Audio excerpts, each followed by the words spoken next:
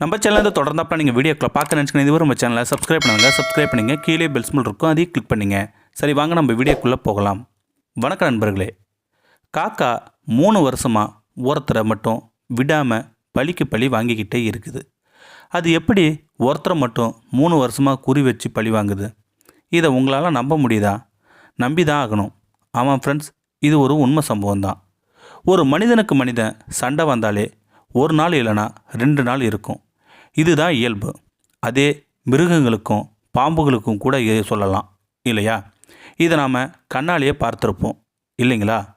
3 வருஷமாக பழி வாங்குதுன்னா இது ஒரு சாதாரணமாக நடந்த சம்பவமாக இருக்காது. இது ஒரு காக்கா மட்டும் இல்லைங்க, ஒட்டுமொத்த காக்காக்களின் சாம்ராஜ்யமே தாக்குது. எப்படி இவர் தன்னை பாதுகாத்துக்கிறாரு அப்படிங்கிற தத்துரூபமான சம்பவத்தை தான் இப்போ நம்ம பார்க்க போகிறோம். சரி, வாங்க நம்ம வீடியோக்குள்ளே போகலாம். மத்திய பிரதேச மாநிலம் சிவபுரி என்ற பகுதியை சேர்ந்தவர் தான் சிவக் கேவட். இவர் சாதாரண தினக்கூலி வேலை செய்யும் மனிதர். இவர் அன்றாட வேலைக்கு போனால்தான் வீட்டில் சாப்பாடு. அந்த நிலையில் தான் வாழ்ந்து வந்துக்கிட்டு இருக்கார். அப்படி தான் வழக்கம் போல் கூலி வேலைக்கு போக நடந்து வந்துக்கிட்டு இருந்தார்.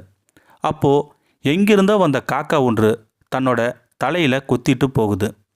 திடீர்னு அவருக்கு வலி தாங்க முடியாமல், என்னடா இது, என்றைக்கும் இல்லாமல் தலையில் காக்கா கொத்திட்டு போகுதுன்னு நினச்சாரு சிவக் கேவட்.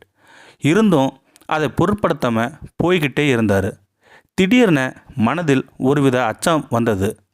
போகிற வேலை நடக்குமா, இல்லைனா இல்லாமல் போகுமா, இல்லைனா ஏதோ ஒரு விபரீதம் நடக்குமான்னு மனதில் 1000 நினைவுகளை நினச்சிக்கிட்டே போனார் நம்ம சிவக் கேவட்.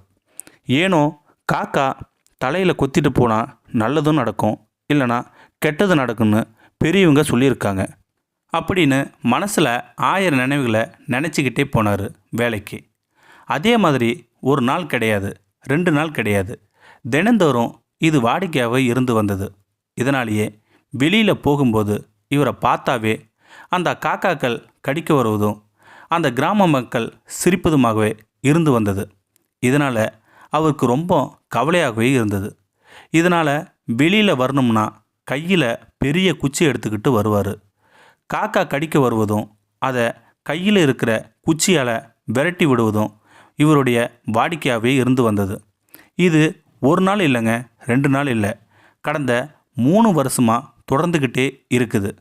இதனால் அவருடைய தலையில், உடம்பில் காக்காக்கள் தாக்கின வடிவுகள் அதிகமாக இருக்குதுங்க.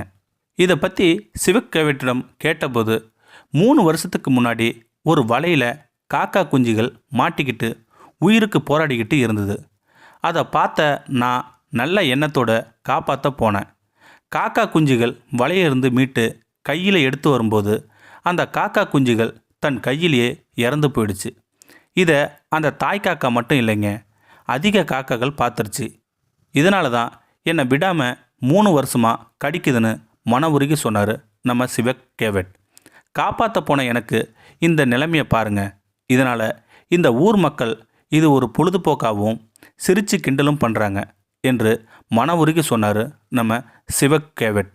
இந்த வீடியோ பற்றி கருத்தை கீழே இருக்கிற கமெண்ட் செக்ஷன் சொல்லுங்கள். அப்படியே நம்மளுடைய சேனலை சப்ஸ்கிரைப் பண்ணுங்க. கீழே பெல் சிம்பல் இருக்கும், அதையும் கிளிக் பண்ணுங்கள். தேங்க்யூ ஃபார் வாட்சிங்.